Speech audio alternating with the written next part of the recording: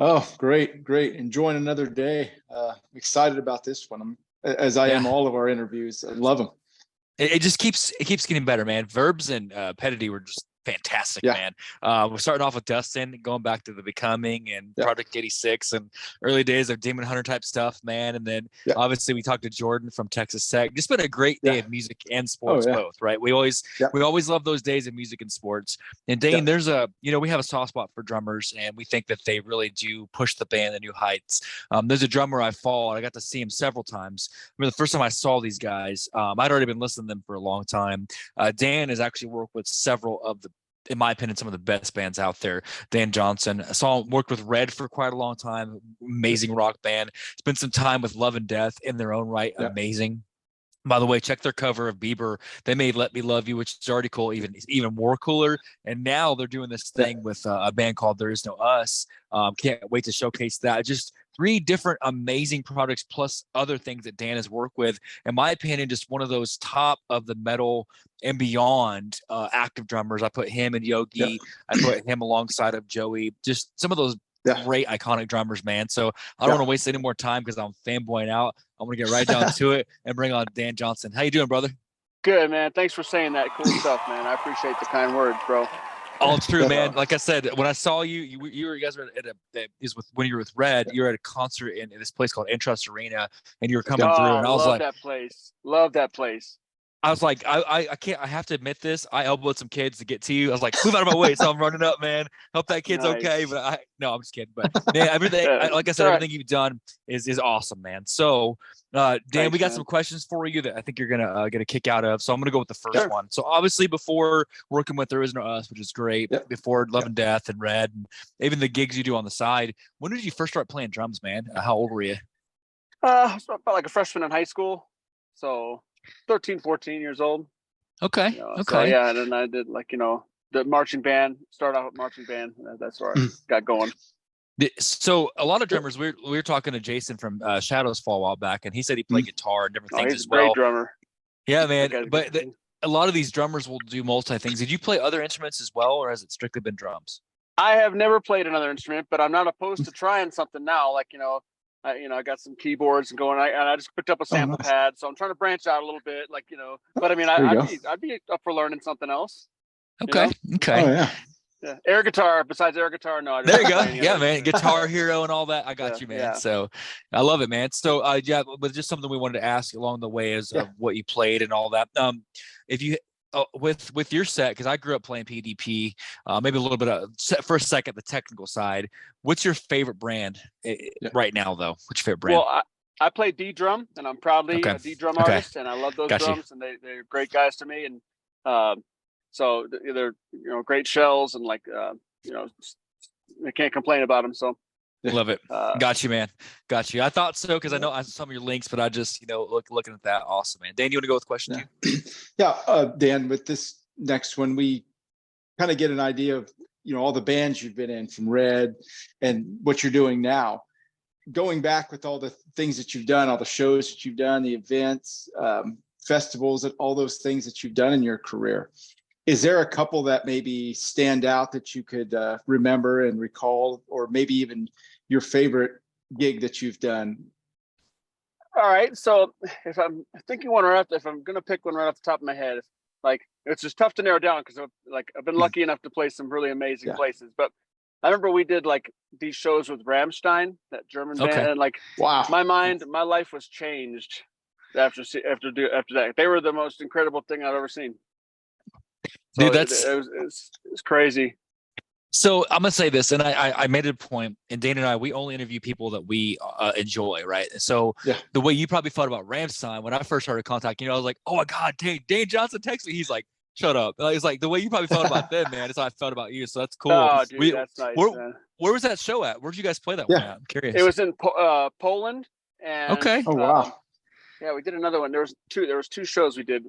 I forget what the other one was, but yeah, Poland was the one that comes to mind. But it was just like crazy show that just stood out to me for the rest of my life. Like it never has been topped since. So Wow. Wow. um, That's yeah.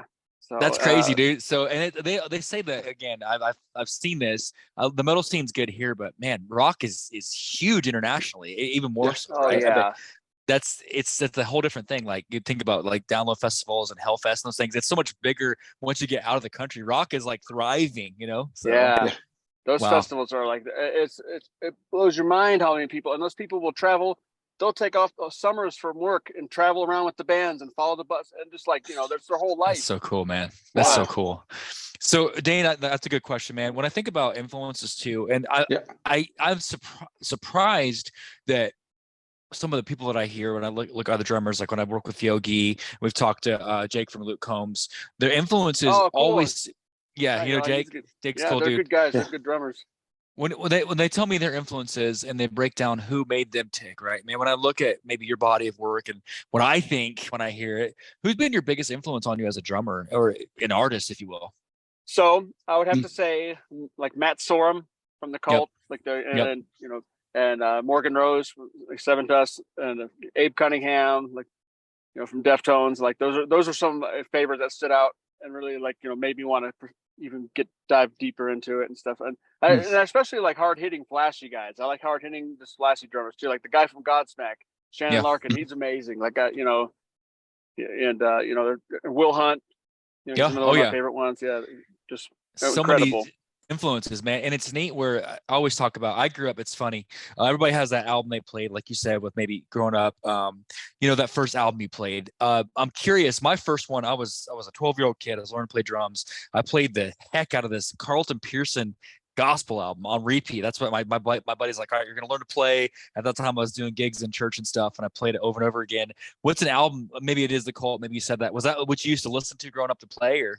Well, there were some pieces of music that I loved when I was a teenager and stuff, but like the one that really stands out is the Alive or Just Breathing from Killswitch Engage. And I wore that out more than crazy. I loved that album so much. From start to finish, man, it was great. From start to finish, yes, exactly. Yeah. And it's like, people don't, again, I always tell people, if you haven't played drums, it's like, okay, that's cool. They watch what they do, but to actually track it, to pattern it, there's so much more to playing drums than just what you hear people beating on stuff. Oh, no, it's deeper than that. There's technique. Oh, yeah. What am I using a rim? What am I using a snare? It's crazy, man. It's like doing that for days. So yeah, that's cool. So that was your album you cut your teeth on. Dan, you want to go with question 4? Yeah. Now that you're with the there's no us, what are your plans going forward now and for the rest of 2023 into 2024? There are plans to go on the road, do shows? We have a handful of shows the rest of the year, and they're kind of like great. You're like, everything's so dialed in, and like, and it's just kind of like prepping us. We're trying to get on the road by spring next year. So that's the goal. So some more radio pushes and all that, and just more shows. That's what main thing we're trying to do, is get in front of more people now. It's like, we just need people to see the band, Yeah, it's great, man. I'm telling you, that's great. I know you talked about possibly coming through. Let me know, man, because I know we talked about if you're in Wichita, we will be there. I will make it a point. I don't care what I've got to do. This album, man, because I go back and I was telling Dane, we always really kind of dig in and do a lot of homework. Even though I've listened to you for a long time, when I showed him, especially when you guys tackled Rage. Dude, you guys are good. When you're taking on tackling Rage, dude, it's like you got to be great, and you are, to do that. How was that, man? Take on that iconic song and tackling it, man. So Andy Gerald, and he produced everything on that song. He did everything on that song. Like he's all the parts and everything. So he's a great creative mind, and so he's the one who does like most of the songwriting and everything. Yeah. He's got a lot of great experience doing that, and then he put that together, and since and showed it to us, so we were just as blown away by it. It was his creation. So it's gonna be great, man. Yeah, it'll be great. I bet it'll be great to play live, man. Have you played it live yet on that one? We have not, but I cannot wait to play that one live too. Like, I'm super excited. I love that industrial feel, like that. Electronic, and then it's cool. It takes me back to a little bit like of some of your previous stuff, and I think that's where so I'm going through this, and I know that the albums you're with, when I watched you play some of the stuff from Take Red for a Second, for Feed the Machine, you have this transition where you can go into more of industrial, you can slow it down, almost jazz. And I tell people this, and they're like, okay, if non-drummers don't get it, like, man, there's so many different techniques to what you do, and then playing clean's the whole thing. Sometimes with rock, you have to compliment, you got to play clean, and it's like people don't get the discipline that you have to do to play clean. You talked about doing some country stuff, and it is such a skill set to be able to hold back. But then I've seen you also just, all right, now it's time to go. I've watched you just break it out and let loose, you know. So. And I like the balance of both, because like it makes me appreciate both. Like, you know, I like doing gigs where now like where less is more, and I can hang back and kind of. But then like I love just going full throttle, like with like There Is No Us and stuff. Like now that's my outlet for just going crazy with it. So lots of double kick. Did you have to? Because I'm telling you, man, I know you didn't do a lot of that with Love and Death. At least maybe not. Did you have to relearn? Have you always been good at double pedal, or is that something you had to kind of dive into for this new album? Yeah. No, I've always like you know, had it in my arsenal, because I just, you know, but I like learning. I like being able to do it without a double pedal too. So I'll do gigs with a single pedal on purpose, just because, you know, you can kind of get in a comfort zone with it. But like I love you know, anytime I get to use the double kick, man, I'm always all about it. And you know, so and now I try to incorporate it in the country stuff too, and it drives people crazy sometimes, but that's all right though. Playing some Morgan Wall and double bass, man, love exactly, it. Exactly. Yes, and Hardy, I love that guy too, man. That guy's freaking amazing too. Love it. So whenever you go into the creating process of making music with your bandmates, what is your favorite process to do? Do you kind of lay down something for them to kind of follow, or do you just kind of let them take the lead and just kind of go off of what they're giving you?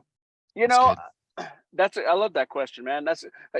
I definitely can appreciate both, but like I love the challenge of when someone gives me a track with no drums and everything, and there's their idea, and they're like, put drums to this, and you have to make it come to life and give them what they want, you know, and just like, and I like being able to just like be able to pull anything out of my arsenal and give the, you know, someone what they want, like whatever they're thinking, I want to do it. So I like that skill set too, but there is something, you know, really magical about being in a room and writing something together with, you know, I like doing it organic, like the old school way. Yeah. But you know, Dane, we told that story when we talk about organic, where it's almost sometimes I miss the days of playing where it's like live tracks where you track out live. There was Caleb from actually Kings of Leon was talking about how they would track out albums and they would keep background noise, like you'd hear the guys playing pool in the background, things like that. So I liked what you said about some of that organic, just keeping it, you know, keeping the organic thing going is cool, man. So I love that. Dan, you want to go with question 4? As far as expanding of the expanding of that. Go ahead, Josh. We were looking at that. So taking that for a moment, Dan, just taking a sidestep, right? So there's a segment that we do every time. Now, hopefully in interviews past and things you've done, you know, I've seen some of the stuff you guys have done. Hopefully in this little segment, you have not had some questions like this. We do a little segment that's called Rapid Fire. So we actually bet on these, Dan. Now, these are fun. These are meant to kind of make you laugh. I will tell you, we bet on these, and then the winner gets lunch. Let's just say Dane owes me about 35 lunches, okay? All right. So you got to kind of just spit it out. Now, our fans are great, man. They'll give us PG stuff, but it's always the most random, just deepest parts of the internet. So some of these things are probably going to make you laugh, okay? So you have to – are you ready? So you have to, for whatever reason, get on with the gig. People are like, all right, I need you. You're sitting around talking with a bunch of musicians, and you're asked to explain these two drummers and their signature sound, but you're not allowed to talk. All you're allowed to do is use pots and pans and beat on them. You can't you can't say the name of the artist. All you can do is beat on them. So is it going to be easier for you, almost like Pictionary, to explain Danny Carey or Mike Portnoy without speaking? Who are you going with? Mike Portnoy. I love it. I had that one, Dane. Dream Theater. Dane, did you have that one? No, I had Danny Carey. Yeah, Dane's a little bit of a fanboy there, so I got that one. So, like I said, we bet on these, so I got one. Next question. Let's say you show up to a gig, and for whatever reason, your guys' gear's in a different bus or different spot, and you show up. You have 2 items that you have to in your possession to make it work somehow for the gig. Option 1, maybe a little bit of a clown style Slipknot. You got a big old 55-gallon drum. That's all you got for your percussion. Or B, you've all seen those back when we were kids, those old school Casio keyboard with the electronic beats on it. So you going with the 55-gallon drum or the Casio little keyboard, man? What you gonna do? Ooh, off the top of my head, I'm gonna go with the drum. I knew it. I'm 2 for 2, Dane. Let's go, Dane. Oh. So Dane, did you have that one? No, I was thinking Casio because you just kind of go there. You know what I'm talking about? That was a good guess too. I could see you doing that, man, when you're rocking out like especially with like some of the newer stuff. But there's no eyes. I could see. That'd be awesome. It happens. It happens. It happens. So next one. So you talked about wanting to venture into playing guitar or different, maybe different things. All right. So let's just say they say, hey, show up to this gig, Dan, and we have a $10 million check. It's sitting here, $10 million check. All you have to do when we start the concert, you're opening up, we'll say it's somewhere in Germany. All you have to do is go up, grab a guitar, and to the best of your ability, just pick it up for the first time ever and try to play one of these 2 solos. Okay. Guitar solos in front of God and everybody. You got to play Sweet Child of Mine or Smells Like Teen Spirit. You got to give it a shot. No rehearsals. Which one you going with? Smells Like Teen Spirit. I knew it. Like, yeah. It's a little easier to play. Chords. Right. I mean, right. Easier to play. Yeah. Got it, man. I got it. So next one.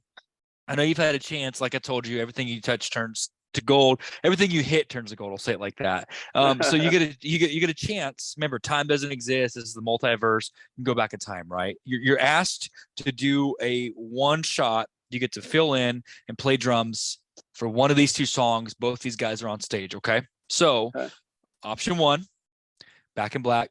You get to step in, legendary. Or B, you get to fill in for Neil for Tom Sawyer. Which one you going with? Back in Black. Oh, dang it. I didn't have that one. I had Tom Sawyer, man. Yeah. Dang, what'd you have? Black for sure. Yeah, okay. Back in Black, man. That's man. You got me. Iconic. You got me, Dan. Because they're both legends, right? So it's like, okay. Yeah. So yeah. So like last one. When I'm out at the bar, I hear Back in Black all the time. Like I hear that song everywhere. Like that's like that's like ingrained in people's heads. I got you, man. Yeah. Last one. Last rapid fire. Okay. So again, typically known drummers. I know there are great drummers that can sing and all that kind of stuff. So you get a call. Hey, we need you to fill in. You're not playing drums. You're not playing guitar. You're going to be the lead guest vocalist for the show tonight. And you have 2 bands. Okay. So this is actually, you're like this one. Your 2 bands, again, time doesn't exist. You get to either be the frontman for a night for A, Milli Vanilli, or B, UB40. Which one are you going with, man? UB40. I knew it. I knew it. Dane, did you have Billy, Dane?